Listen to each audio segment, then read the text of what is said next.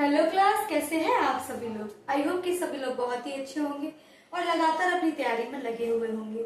जैसे कि आप सभी लोग जानते हैं कि मैंने आप लोगों को कई सारे प्रीवियस ईयर पेपर भी करा रखे हैं, सैंपल पेपर भी करा रखे हैं और मैंने आप लोग को परसों पूरी तरह से ट्रिग्नोमेट्री भी खत्म करा दी थी। तो आज हम फिर से एक नए सैंपल पेपर के साथ आप सभी के बीच में हाजिर हैं। तो चलिए स्टार्ट करते हैं कि नए सैंपल पेपर में किस तरीके के क्वेश्चंस आपसे पूछे गए हैं, आप लोग किस प्रोसेस के साथ आप लोग को उन क्वेश्चंस को सॉल्व करना है। तो आप सभी का स्वागत है मेरी क्लास में। तो चलिए शुरू करते हैं कैसे क्या करना है। सबसे पहले तो हम बोर्ड को साफ कर लेते हैं। घर पे बच्चा आया हुआ है, उसने पूरा बोर्ड खराब कर रखा है।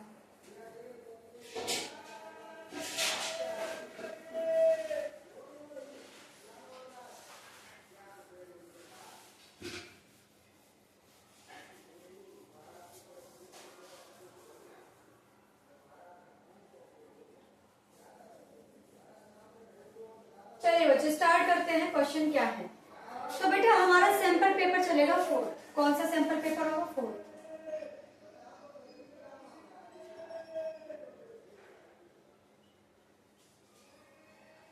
कौन सा सैंपल पेपर होगा बेटा? 4। सबसे पहले तो मैं इसमें थोड़ा सा इंक डाल लूं क्योंकि इसमें इंक पूरी तरह से लगभग खत्म कर दिया बच्चों ने खेल खेल के। अच्छा, और बताएं आप लोग की पेपरों की तैयारी कैसी चल रही है? कोई ऐसा चैप्टर जो आप लोग को समझ में ना आया हो तो आप लोग मुझे कमेंट कर सकते हैं। मैं आप लोग को उस चैप्टर को बिल्कुल उसी तरह से करा दूंगी जैसे आप लोग को मैंने ट्रिग्नोमेट्री करा दिया है। मुझे नहीं लगता कि ट्रिग्नोमेट्री में आप लोगों को अब किसी भी तरीके की कोई परेशानी होने वाली है। तो चलिए बच्चे स्टार्ट करते हैं नए क्वेश्चन के साथ। क्या क्या क्वेश्चन है, कैसे कैसे पूछा गया, देखते हैं। क्वेश्चन दे रखा है कि एक हमें बहुपद दे रखा है। तो क्वेश्चन है बेटा, बहुपद x square plus 7x plus 10 के शून्य होंगे। तो बेटा हमसे पूछा गया है शून्य होंगे। तो बेटा शून्य पूछे गए हैं तो आप लोग जानते हैं कि शून्य कैसे निकाले जाते हैं। मैंने आप लोगों को शून्य से रिलेटेड कई क्वेश्चन करा रखे हैं, तो आप लोगों को पता है कि शून्य कैसे निकाले जाएंगे। तो देखिए कैसे निकाले जाएंगे शून्य। शून्य आप लोगों को बेटा ऐसे निकालने का x square plus 7x plus 10 जो दे रखा है उसमें आप लोगों को इनके मूल निकालने हैं। क्या निकालने हैं बेटा? इसके मूल निकालने हैं। तो देखिए बेटा कैसे निकाले जाएंगे इसके मूल। तो देखिए बेटा इसके मूल कैसे निकाले जाएंगे। सबसे पहले हम लोग क्या उठाएंगे बेटा, जो हमें पॉलिनोमियल गिवन है, सबसे पहले बेटा हम लोग पॉलिनोमियल को उठा लेंगे। ठीक है, बराबर 0। अब क्या करेंगे बेटा, इसके फैक्टर करेंगे। जब हम इसके फैक्टर करेंगे और उसको 0 के बराबर रखेंगे तो हमें x की कुछ वैल्यूज प्राप्त होंगी और जो भी x की वैल्यूज आएंगी वही हमारे शून्य होंगे। तो चलिए सॉल्व करते हैं। सबसे पहले बेटा हमें क्या करना होता है, 10 जो है 10 को किन्हीं दो पहाड़ों में तोड़िए। मैंने मान लिया 5 to the 10 और मैं जब इन दोनों को जोड़ूंगी तो 7 मिलेगा। तो बेटा हमें यही लाना था कि इसको ऐसे 2 डिजिट से मल्टीप्लाई कीजिए जिनको जोड़ने या घटाने पर हमें बीच वाली संख्या प्राप्त हो। तो बेटा 5 का 2 में मल्टीप्लाई करेंगे तो 10 और 5 में 2 को जोड़ेंगे तो 7। क्या मैं 7 की जगह पर 5 + 2 लिख सकती हूँ? जी हाँ, बिल्कुल लिख सकती हूँ।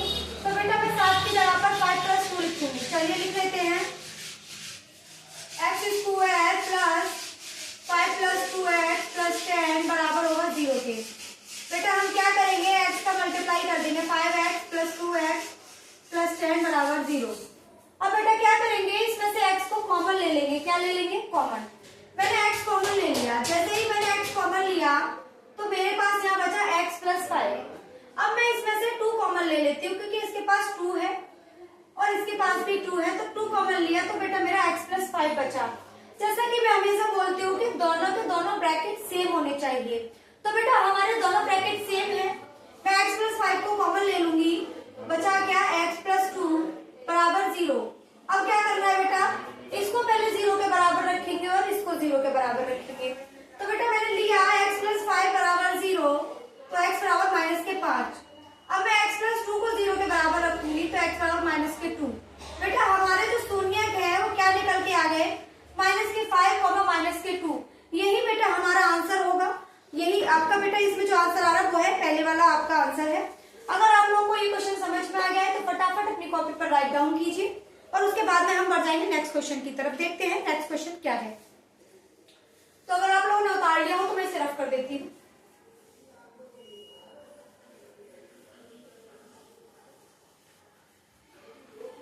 चलिए देखिए नेक्स्ट क्वेश्चन क्या है।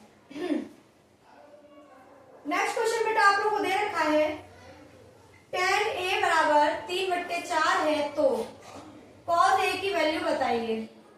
बेटा ये क्वेश्चन करने में आप लोगों को कतई दिक्कत नहीं होनी चाहिए, क्योंकि जस्ट ट्रिग्नोमेट्री खत्म की है और इससे पहले मैंने सारे क्वेश्चन इस तरीके के, सारे ट्रिग्नोमेट्री में जिस लेवल तक के क्वेश्चन आ सकते हैं मैं सारे करवा चुकी हूँ। अब देखिए क्वेश्चन कैसे होगा।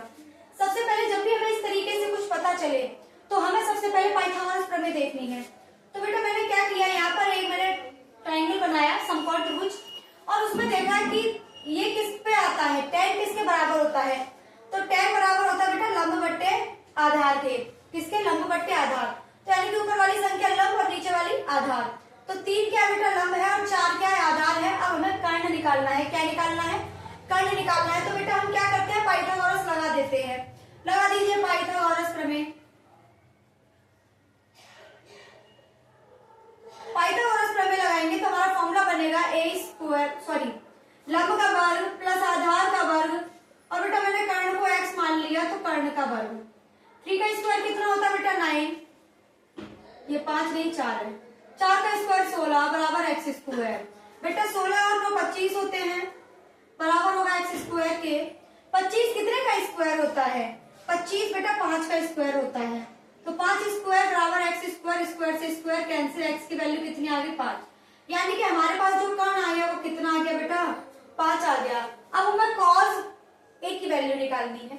तो बेटा cos a की वैल्यू निकाल लीजिए। क्या होगी बेटा, आप लोगों को मैंने पहले भी बता रखा है, लाल बट्टे कक्का को गोल मत जाना, इससे आपकी सारी प्रॉब्लम्स खत्म हो जाएगी। आधार बट्टे कर्ण, आधार कितना है 4, कर्ण कितना है 5। बेटा यही आपका आंसर होगा, यही हमसे निकलवाया गया है।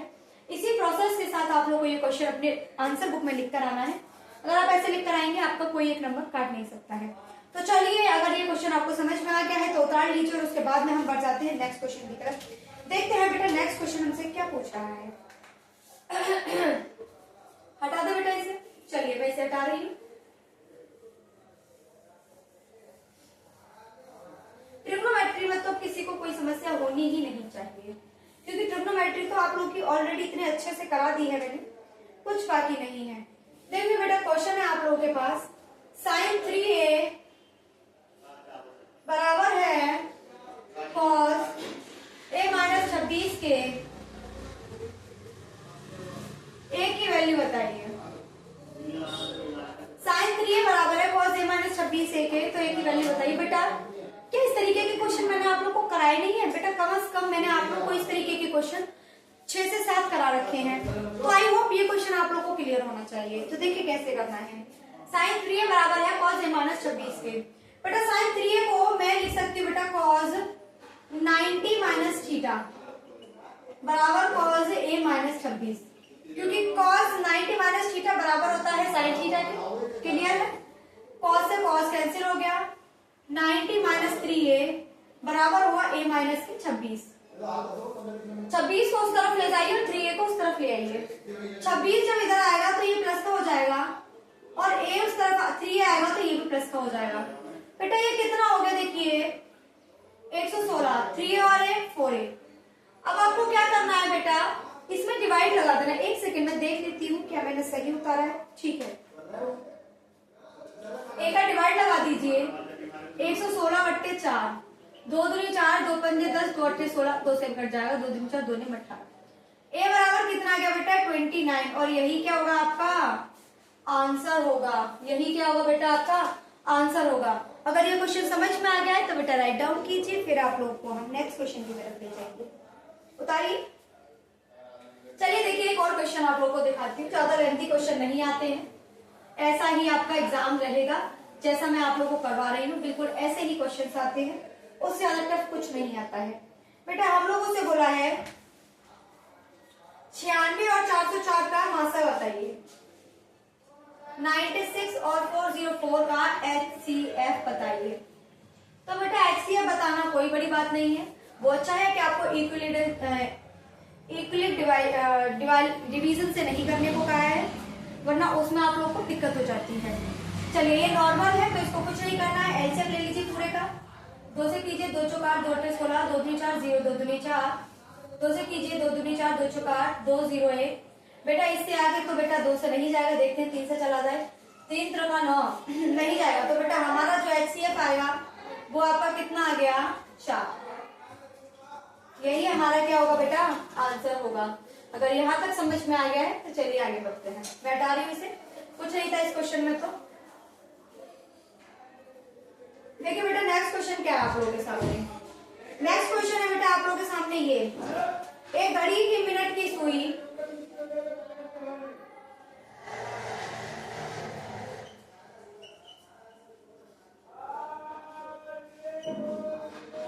14 सेंटीमीटर लंबी है। 10 मिनट में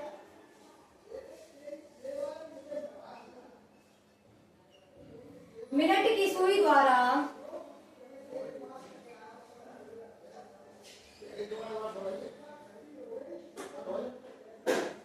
बनाए गए त्रिज्य खंड का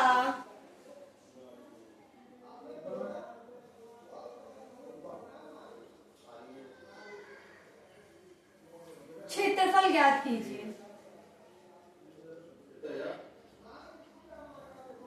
चलिए देखिए क्वेश्चन कैसे होगा। देखिए मैंने आप लोगों को इस क्वेश्चन जैसे भी कई क्वेश्चन करा रखे हैं, आप लोग को आना चाहिए, लेकिन फिर मैं आपको कराती हूँ। देखिए एक घड़ी की मिनट की सुई, तो सबसे पहले बेटा हम लोग एक घड़ी बना लेते हैं और उसने बोला है मिनट की सुई 14 सेंटीमीटर लंबी है, यानी कि इसकी जो लेंथ है वो बेटा 14 सेंटीमीटर है।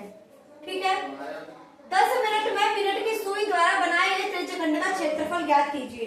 सबसे पहले मैंने आप लोगों को बहुत पहले ये चीज करा रखी थी कि 1 मिनट जो होता है वो बेटा 6 डिग्री के बराबर होता है। जब मैं यहां से बेटा ये निकालूंगी तो हमारा क्या आएगा, 1 मिनट जो होता है वो 6 डिग्री के बराबर होता है। लेकिन हमसे पूछा कितना है बेटा 10, कहाँ गया 10 मिनट, हमसे क्या पूछा है 10 मिनट। तो बेटा 10 मिनट कितने के बराबर आ जाए, 6 डिग्री 7 डिग्री के बराबर आएगा। रेडियस हमें गिवन है, आर बराबर हमें 14 सेंटीमीटर दे रखा है। उसने बोला है त्रिज्य खंड का क्षेत्रफल ज्ञात कीजिए। तो बेटा त्रिज्य खंड का क्षेत्रफल मैंने आपको 50 बार करवाया है, कुछ नहीं करना है, पाई आर स्क्वायर थीटा बटे 360 डिग्री, यही क्या होगा बेटा आपका एरिया होगा। तो बेटा पाई की जगह पे लगा देते हैं 3.14, आर की जगह पर क्या लगाएंगे बेटा 14, 14 मल्टीप्लाई 14, थीटा की जगह लगाएंगे बेटा 60 और नीचे आ जाएगा 360। 0 से 0 कैंसिल, 6 से 36 6 बार चला गया। आगे देखते हैं, 2 3 6 और 2 7 14। आगे काटते बेटा क्या कुछ कट रहा है देख लेते हैं।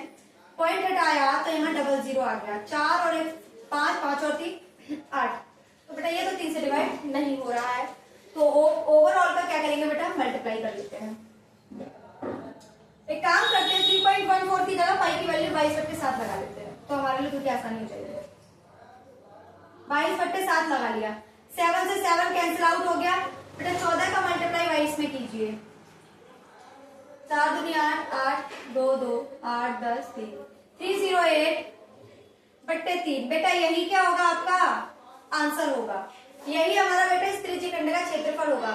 अगर आप लोगों को ये क्वेश्चन समझ में आ गया है तो चलिए उतार लीजिए इसे फटाफट अपनी कॉपी पर।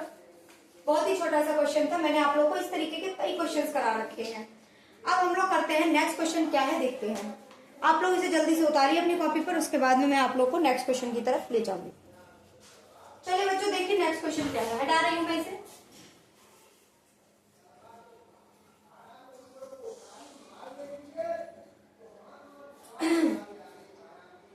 क्वेश्चन दे रखा है बेटा आपको, त्रिज्या 4.2 सेंटीमीटर वाले धातु, त्रिज्या 4.2 सेंटीमीटर वाले धातु के गोले को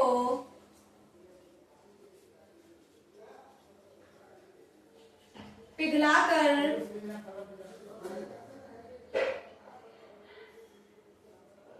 त्रिज्या 6 सेंटीमीटर वाले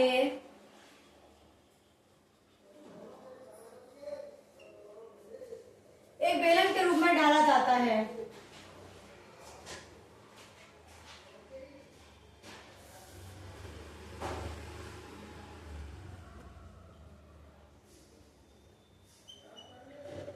बेलन की ऊंचाई ज्ञात कीजिए।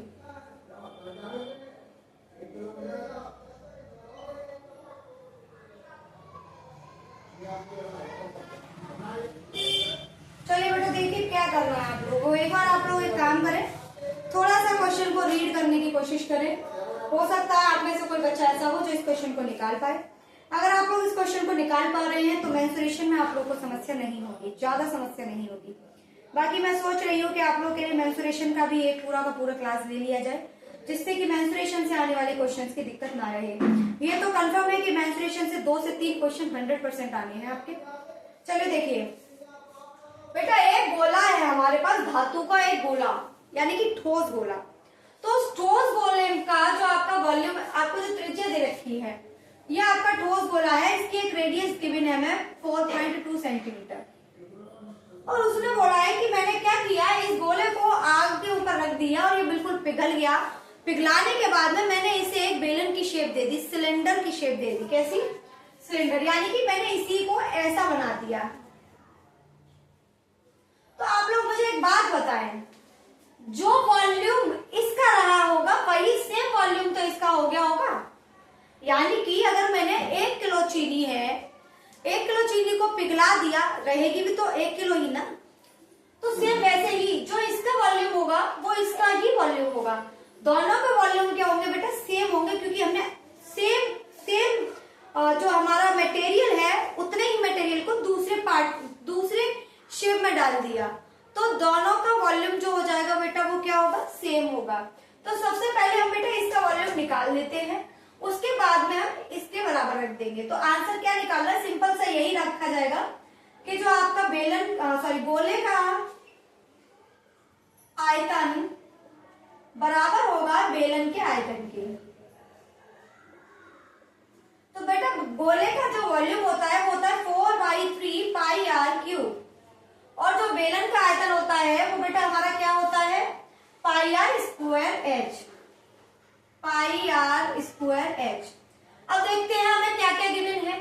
बेटा हमें जो है धातु, इसकी रेडियस अलग है और जो बेलन है इसकी रेडियस अलग, दोनों की रेडियस हमें गिवन है। तो लगा देते हैं इसे। बेटा मैंने R1 और इसे R2 मान लिया। 4/3 पाई से पाई मैंने कैंसिल आउट कर दिया। R1 4.2 है तो इसका बेटा क्यूब हो जाएगा। R2 बेटा 6 है तो इसका बेटा स्क्वायर हो जाएगा इंटू एच। अब कुछ नहीं करना है, इसे बेटा सॉल्व करना है। चलिए कर लेते हैं। 4/3 मल्टीप्लाई 4.2 4.2 4.2। बेटा मैंने 3 बार कर लिया, ये 36 हो गया, ये एच आ गया। बेटा देखिए 4 से 36 9 बार गया, 3 से बेटा ये कैंसिल हो जाएगा, 3 एकम 3, 3 चौका 12। देखते हैं बेटा क्या 3 से फिर से कैंसिल आउट हो जाएगा। बेटा 9 से ही जाएगा, ये दोनों कैंसिल आउट हो जाएंगे। चलिए देखिए थोड़ा सा और एक स्टेप और बढ़ जाते हैं। 1.4 इंटू 4.2 इंटू 4.2 9 ले लिया। बेटा 3 से ये गया और ये भी 1.4 टाइम चला गया और ये भी 1.4 टाइम चला गया। तो बेटा हमारे पास क्या बना, मैं इसे ऊपर से हटा देती हूँ।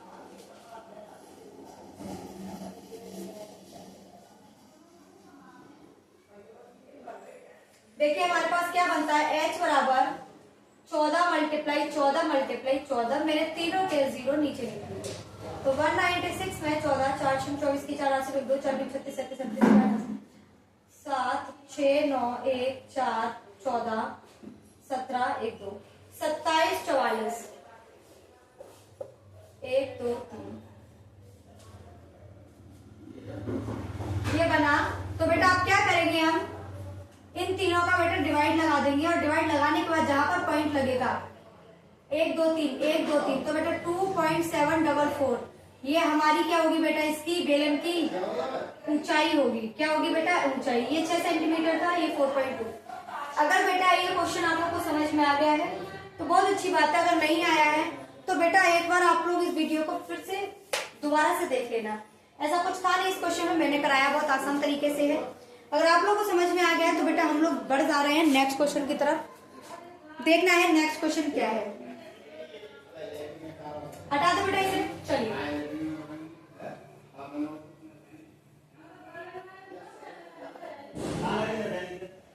बेटा हम लोग को एक क्वेश्चन दे रखा है 2x स्क्वायर माइनस के 4x प्लस 3 बराबर 0।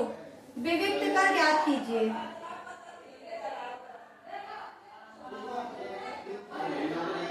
हमें इसका विविक्त कर बताना है। ये उठाया हमने 2x² माइनस के 4x प्लस 3 बराबर 0। विविक्त कर क्या होता है? d बराबर b² माइनस के 4ac। चलिए बेटा देखते हैं b की वैल्यू कितनी है बेटा? ये माइनस के 4 का स्क्वायर माइनस 4, a की वैल्यू 2 है और c की वैल्यू 3 है। 4 का स्क्वायर 16, 3 दूनी 6 और 6 चौक 24।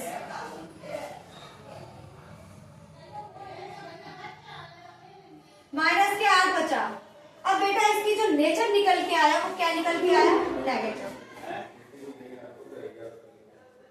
तो बेटा इसका जो नेचर होगा वो बेटा काल्पनिक होगा। यही हमसे पूछा गया है, यही आपका आंसर होगा। 2-2 नंबर में बेटा इसी तरीके के क्वेश्चन बनते हैं, इससे ज्यादा अच्छा लेवल नहीं आएगा, यही लेवल आएगा आप लोगों का। तो बच्चों चलिए आज की क्लास को यहीं तक रखते हैं। इससे आगे हम लोग कल मुलाकात करेंगे आप लोगों के साथ नए क्वेश्चंस के साथ, नए तरीके से। आज हम यहीं तक रखते हैं। तो आई होप आप लोगों को मेरी क्लास पसंद आई होगी। ऐसा कोई क्वेश्चन नहीं लिया मैंने जो बहुत ज्यादा टफ था, जो आप लोगों से बनने से नहीं बन रहा हो। तो चलिए बच्चों आज आप लोगों से यहीं पर क्लास समाप्त करते हैं, विदाई लेना चाहेंगे। आप सभी का बहुत बहुत धन्यवाद, बहुत बहुत शुक्रिया।